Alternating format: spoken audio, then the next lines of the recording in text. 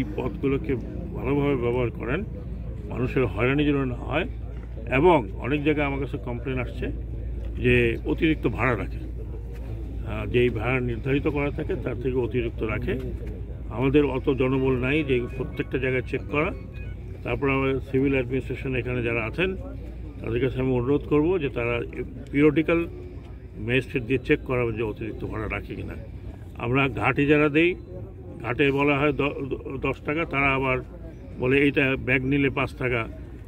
এগুলো সম্পূর্ণ ইলিগাল।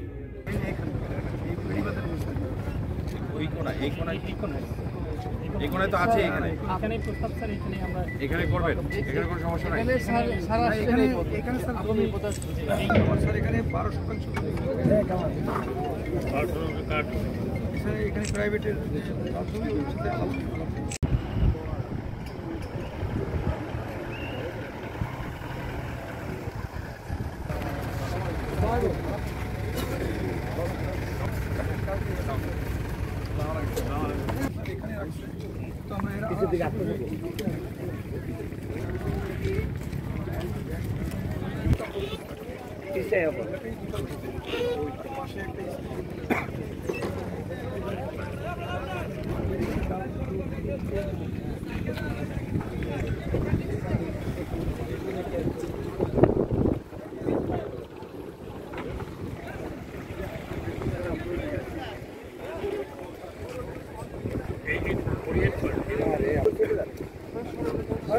সামনে থেকে সরে যাবে আর থাকলে অসুবিধা কি?